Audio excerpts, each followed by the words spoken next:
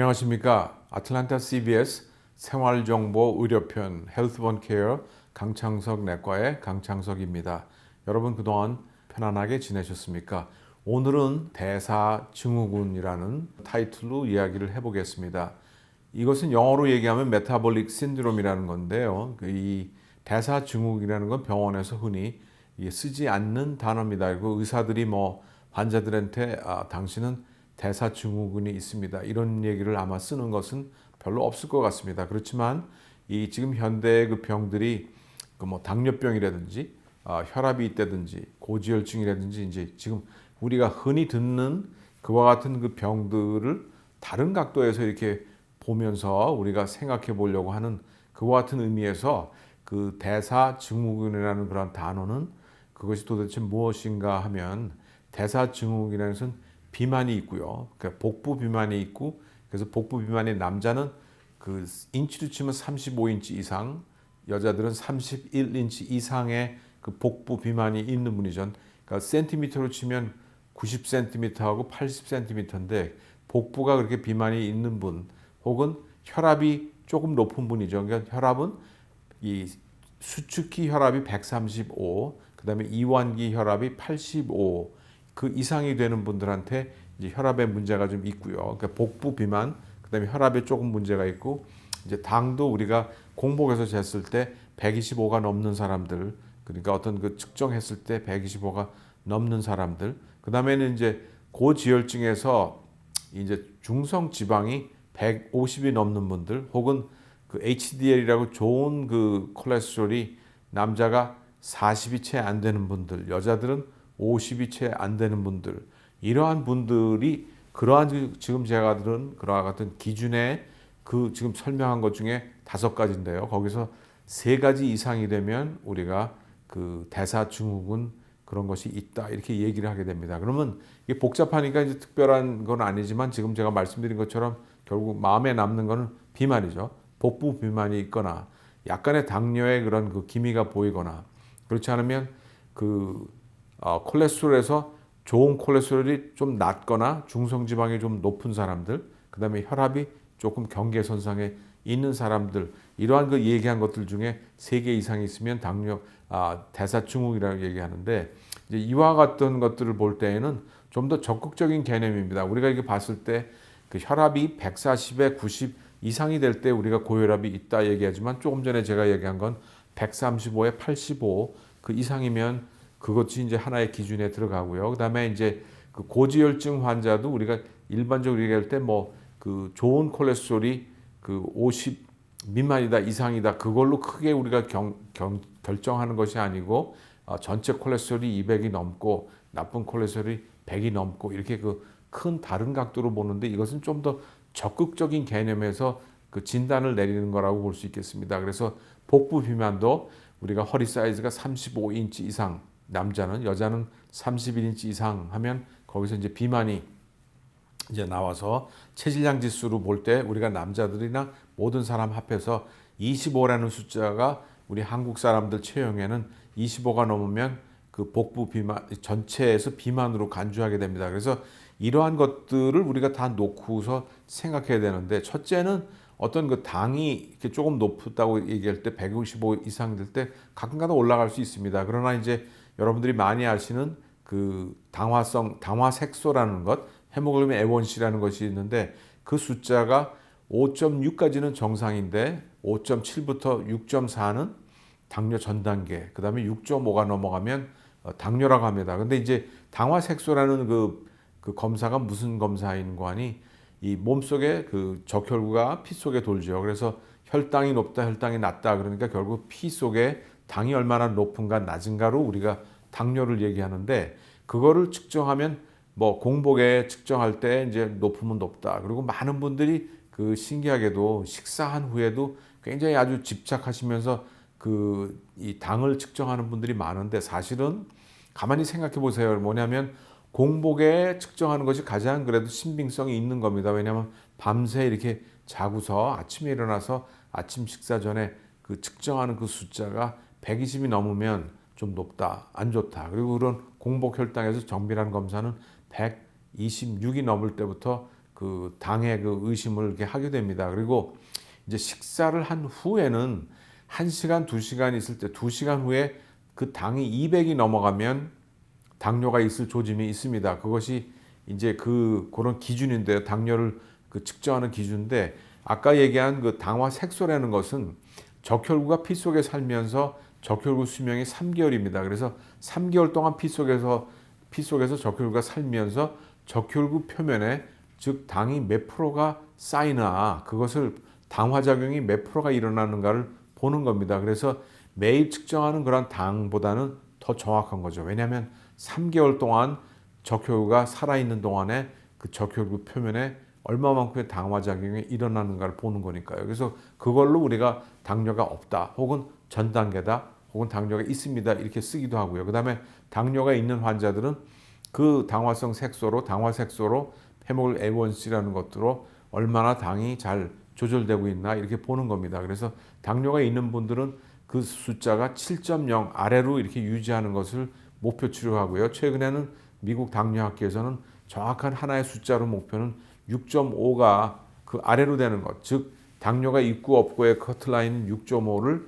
그 당뇨 환자들에게 요구합니다. 그 얘기는 당뇨 환자들이 당뇨가 잘 조절되려면 당뇨 없는 사람만큼 조절돼야 되지 않겠습니까? 그래서 그 기준 숫자가 물론 7.0 아래로 하십시오 그러지만 정말로 원하는 하나의 숫자는 6.5 아래로 유지돼야 된다. 이와 같이 당에 대해서 이렇게 얘기를 하는데 당뇨가 가장 그 힘든 것은 뭐냐면 결국 우리가 그 사람이 식욕이 있는 것이 우리 인간의 가장 그 큰 생존의 그 기본적인 그 본능 중에 하나인데 그것을 조절해야 되는 것이죠. 그러니까 그것도 하루에 3끼를 먹는다 그러면 3끼 계속적으로 우리가 먹을 때마다 나의 식욕을 조절해야 된다는 것이 굉장히 그 어려운 문제인데 결국은 당뇨 환자들은 결국 당뇨를 치료하려고 그러면 그 식욕, 제일 어려운 그 본능 중에 하나인 그 식욕을 다스려야 되기 때문에 어려운 겁니다. 그래서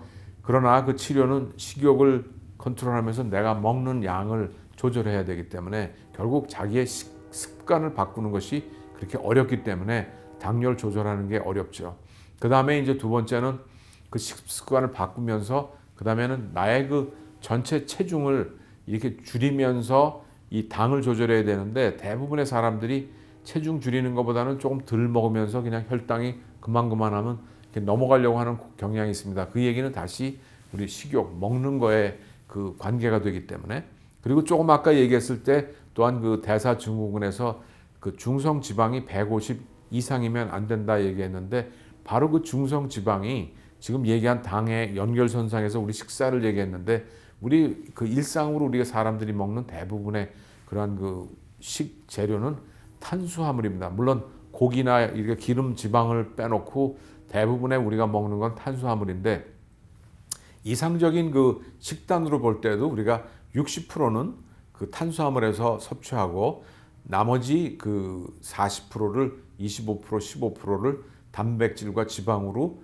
섭취하라 이렇게 권하게 되어 있습니다. 그래서 우리가 대부분의 많은 우리 특히 한국 사람들은 이제 콜레스테롤 걱정하니까 기름진 거, 기름, 고기 이런 걸 안 먹고 더욱더 야채, 잡곡 이렇게 가다 보니까 탄수화물의 차지하는 분야가 점점 좀 넓어지고 있고요. 그리고 그 넓어지면서 탄수화물이 그 먹는 소스인데 결국은 탄수화물을 줄여야 그 중성지방이 내려갑니다. 그래서 중성지방 그러면 듣기에는 지방 그러니까 내가 기름기도 안 먹고 그냥 기름을 안 먹으면 중성지방이 내려갈 거라고 생각하지만 사실은 그 중성지방은 무엇인가 하니 우리가 먹는 탄수화물이 내가 필요한 것보다 과한 탄수화물이 들어오면 우리 몸이 쓰고 남은 탄수화물을 그 저장 형태로 바꾼 것이 중성지방입니다. 그래서 그 대부분의 사람들이 중성지방이 높습니다. 그걸 낮추셔야 되고요. 그러면서 식사 조심하셔요. 이 정도로 얘기하면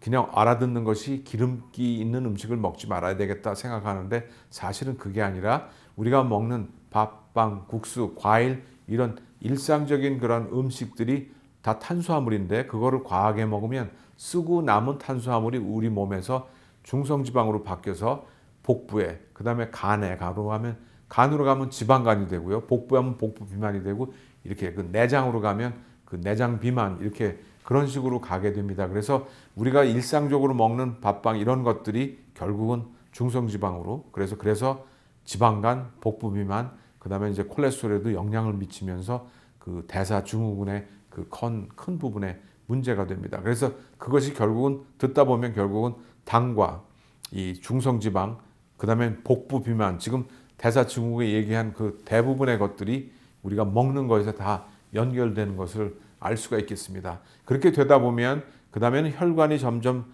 굳어지고 혈관 안에 당이 높아지고 그러면서 그 이 혈관 내벽에 이렇게 그 쌓여 있는 그 안에 쌓여 있는 우리가 보통 보면 어떤 그 파이프에도 코팅이 됐다고 되어 있는데 이런 그 우리가 혈관 안에도 피가 계속 흐르기 때문에 그 안에도 어떤 코팅이 필요하죠. 그래서 그 코팅을 하는데 결국 우리가 콜레스테롤에서 LDL, HDL 그런 것들이 사용되면서 미끈하게 이렇게 내벽을 이루는데 도움이 되는데 결국 거기서 LDL이 높다, HDL이 높다 하는 것은 LDL이 높으면 그 혈관의 내벽에 그런 그 콜레스테롤 그런 물질들이 이렇게 쌓여 있게 되고요. HDL은 그것을 이렇게 깨끗하게 이렇게 그 이렇게 열리게 그러니까 청소해가지고 돌아가는 그러한 것이 HDL이죠. 콜레스테롤 중에 간으로 돌아가는 것을 HDL이라고 하는데 그것은 청소해준다. 돌아가니까 청소가 되는 개념이고요. LDL은 간으로부터 나가는 겁니다. 그냥 혈관으로 나가서 코팅을 하는 그와 같은 역할을 하기 때문에 그 LDL인데 그것이 이제 많이어지면 혈관이 막히니까 나쁜 거지만 사실은 두 개 다가 우리에게 꼭 필요한 그 물질들입니다. 그래서 콜레스테롤은 우리가 적이고 LDL도 우리가 적이고 HDL은 우리 편이다. 이런 게 아니라 사실은 다 밸런스가 맞아야 되는 물질인데 우리가 먹는 그 음식들 가운데는 콜레스테롤 너무나 높여주고 중성지방이 높아지면서 LDL이 과하게 나가는 그다음에 HDL은 낮은 그런 형국이 됩니다. 그래서 임상적으로 볼 때 그 많은 분들이 콜레스테롤 약을 먹을 때에는 그 콜레스테롤 약은 전체 콜레스테롤하고 LDL 나쁜 콜레스테롤을 낮춰주는 그런 역할을 하는 그와 같은 약이 콜레스테롤 약입니다. 중성지방 약은 딱히 중성지방을 낮추는 일상적으로 얘기하는 콜레스테롤 약은 아닙니다. 그래서 중성지방을 낮추는 약은 우리가 가장 대표적인 게 오메가3, 그 다음에 나야신, 페노파이브에서 중성지방을 낮추는 것은 따로 있고요. 그 다음에는 불행히도 HDL, 좋은 콜레스테롤을 높이는 약은 따로 있지가 않습니다. 그러나 임상적으로 봤을 때 여러분들이 탄수화물 섭취를 줄이고 그래서 중성지방이 낮아지면 HDL, 좋은 콜레스테롤은 올라갑니다. 그래서 여러분들의 자체 그 개인의 그 콜레스테롤 그 피검사한 결과를 여러 개 갖고 있으면 그걸 한번 개인적으로 한번 보세요. 그러면 중성지방이라는 것이 낮아지면 좋은 콜레스테롤 HDL이라는 것은 계속적으로 낮아질 때 올라갑니다. 그래서 굉장히 낮았을 때 아마 HDL 좋은 콜레스테롤 가장 높은 거를 여러분들이 보실 수가 있습니다. 그래서 그만큼 우리가 탄수화물의 그 소비를 줄일 때 좋은 콜레스테롤은 올라간다. 그렇게 생각하시면 되고 그러면 간단하게 얘기하면 중성지방을 내리려면 우리가 더 야채를 더 먹고 등 푸른 생선을 먹고 견과류를 먹어야 좋은 거고요. 그다음에 이제 뭐 빵이나 그 우리가 곡류나 이런 심지어는 과일도 많은 분들이 과일은 굉장히 건강식이라고 생각하지만 과일이 왜 사람들이 좋아합니까? 다니까 좋아하죠. 왜 다냐? 거기에는 당이 있기 때문에 답니다. 그게 다 탄수화물이죠. 그래서 당뇨 환자뿐만 아니라 일반 사람이나 당뇨 환자들도 과일은 많이 먹어도 건강하게 좋다고 생각하는 분들이 많은데 사실은 거기에서 그 큰 그 오류가 있을 수가 있습니다. 그래서 결국은 당뇨 환자나 혹은 그런 중성지방이 조금 높다는 얘기를 들은 분들은 그런 과일조차도 그 섭취를 조절하셔야 된다는 이야기를 드리고 싶습니다.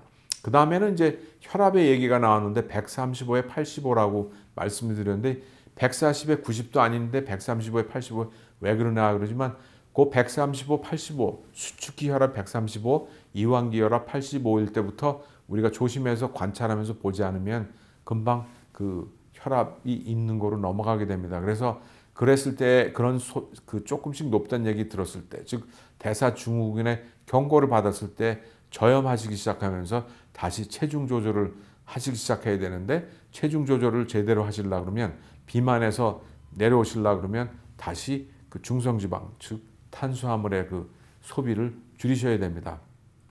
그래서 이제 복부의 사이즈가 그 남자가 35인치, 여자들은 30인치 넘어가면 31인치 넘어가면 복부 비만입니다. 얘기를 말씀드렸는데 그 센티미터라면 90cm, 남자는 여자는 그러니까 30cm가 이렇게 그러니까 80cm가 됩니다. 그래서 그러한 것들을 보면서 나의 그런 복부, 그다음에 지혈증, 혈압, 당 이런 것들을 다 이렇게 보면서 내 전체 건강이 어떤가 이렇게 생각해 봐야 됩니다. 그래서 이 대사증후군이라는 단어 속에서 지금 우리가 이렇게 조금씩 훑어본 거 보면 결국 다 영양이 되잖아요. 그래서 조금 더 진전된 분들이 혈압이 있는 분들, 또는 당뇨가 있는 분들, 혹은 고지혈증이 있는 분들, 그다음에 비만이 있는 분들, 다시 꿍 들어보면 환자들 당뇨 있는 분들 가만 보면 혈압이 없는 분들이 거의 없고요.